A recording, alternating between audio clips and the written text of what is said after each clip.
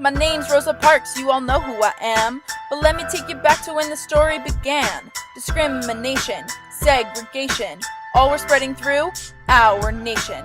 I was fed up and sick of this mess. I would not let it happen.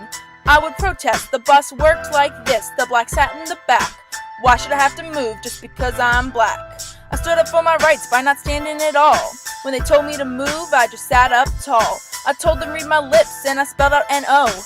Then they decided they would force me to go. They forced me off the bus and took me to jail. They said they would set it so I would never get bail. They took my fingerprints and took my mugshots and put me in a jail cell to die there and rot. Little did they know that's not how it would end. My actions lit a flame in all my black friends. Everyone was protesting against segregation, and now that's why we have a better nation. Thankfully, we have a country that's now free, and for that, you can thank me. Rosa grew up in Pine Level, Alabama, and at the time in the South, black people and white people led separate lives. She hardly knew any white people. Black people weren't allowed in the same restaurants or hotels, they couldn't swim in public pools with white people or drink from the same water fountains. Some white people living nearby belonged to the group the Ku Klux Klan. They wore white robes and hoods to cover their faces. Klan members set fires to houses where black people lived and churches where they prayed. Police did nothing to stop the attacks. At one point, there was about 4 million members in the United States. When the Supreme Court banned segregation of schools, Rosa Parks' mom sent her to Montgomery Industrial School for all girls, which was started by white Northerners. In some ways, Montgomery was just like Pine Level. One day Rosa was walking through a white neighborhood. A white boy on roller skates sped by and slammed into her. He was trying to shove her off the sidewalk. She turned and pushed him back. The boy's mother was standing nearby. She told Rosa that she could be put in jail for what she had done. Forever. Rosa Parks described the situation in her book, Rosa Parks, My Story, by saying, quote, "So I told her that he pushed me and that I didn't want to be pushed, seeing that I wasn't bothering him at all." End quote. Segregation was so bad at this time that many white people hated the school and the teachers because they believed they had no business teaching black children. The school was set on fire 2 times, and in 1928 it was forced to close. Some achievements that Rosa Parks achieved were a high school diploma, which was hard at this time because many black people struggled to do so. She was a secretary, and she let people know about hateful crimes against black people, such as beatings and lynchings. She helped find lawyers for black people who were accused of crimes that they did not commit. She also helped black people register to vote. Rosa thought voting was a way to help black people better their lives and strongly influence many people to vote. Rosa also taught a 10-day training program to help teach black people to fight for their rights and equality, whether it is through their workforce or in general.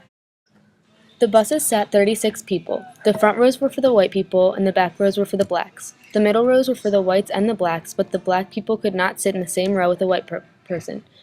If a white person sat down in the row, all of the black people in the row had to get up and move.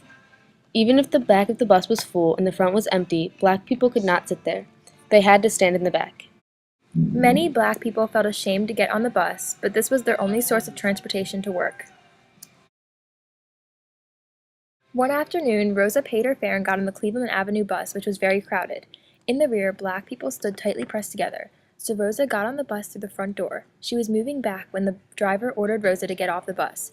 He wanted her to get back on again through the rear door, but Rosa refused. The driver grabbed her by her coat and began to yank her, but before she got to the front, she took a seat in one of the rows in the front.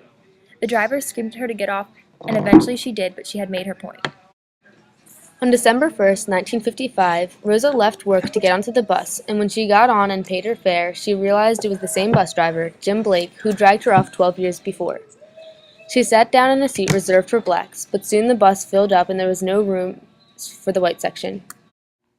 2 men and a woman in Rosa's row got up, but Rosa stayed where she was.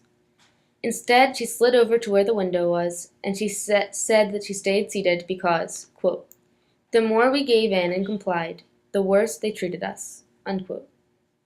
The driver marched over to Rosa and yelled at her to get up. She quietly and firmly said no, and the bus driver threatened her to be arrested. She thought about the way she had been treated over the years, and felt as if she had, quote, "the strength of her ancestors with her," end quote. two policemen came on the bus, and one asked me if the driver had told me to stand, and I said yes. And he wanted to know why I didn't stand. I told him I didn't think I should have to stand up. And then I asked him, why did they push us around? And he said, and I quote him, "I don't know, but the law is a law and you are under arrest."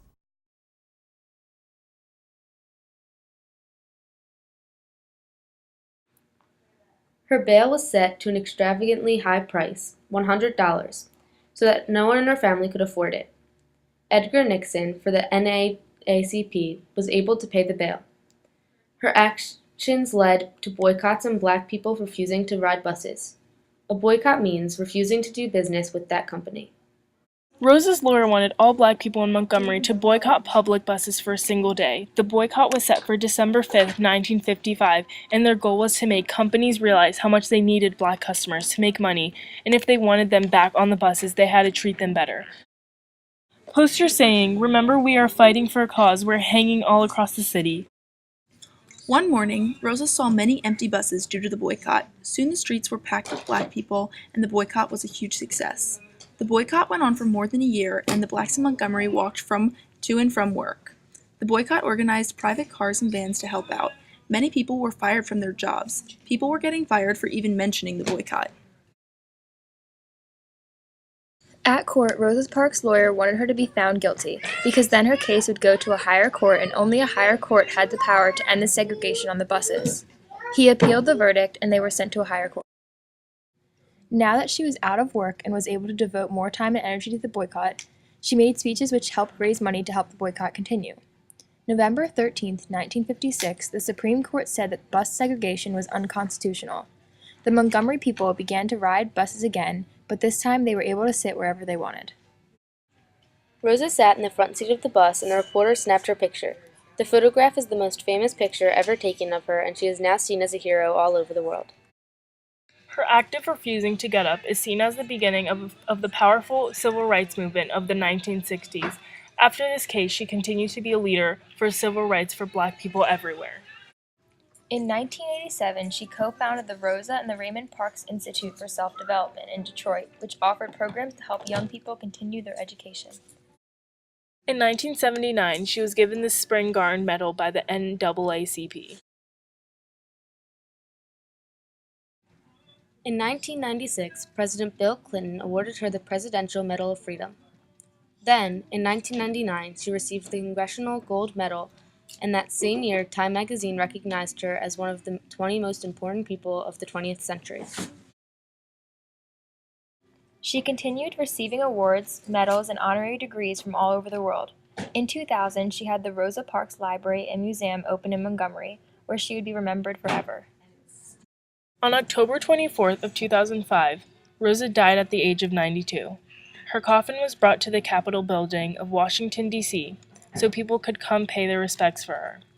This was the first time a woman had been honored that way. Rosa Parks had many speakers at her funeral, one of which was Oprah Winfrey. An honor to be here, to come and say a final goodbye. I grew up in the South, and Rosa Parks was a hero to me long before I recognized and understood the power and impact that her life embodied.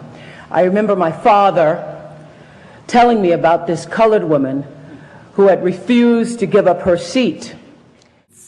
Many people think that the reasoning why Rosa did not get up was because she was too tired or too old. Rosa's response to those claims was, quote, "I was not tired physically, or no more tired than I usually was at the end of the working day. I was not old, although some people have an image of me being old then. I was 42. No, the only tired I was tired of giving in." End quote. Overall, Rosa Parks was a leader for many African Americans during this time. She led them to boycott and led them to freedom from discrimination on the buses.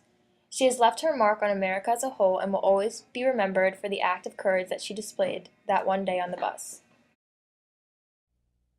Ain't gonna let nobody turn me around.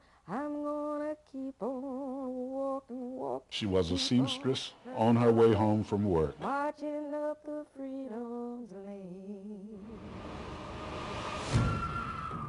First 10 seats were reserved for white folks, even if there were no white folks on the bus. That was the law back then. That's crazy. Lady, you need to get on off now. Woman, did you hear what I said? You'd never, ever expected this lady would start a revolution like she did. She was shy and she was quiet and timid, but inside it's like something more.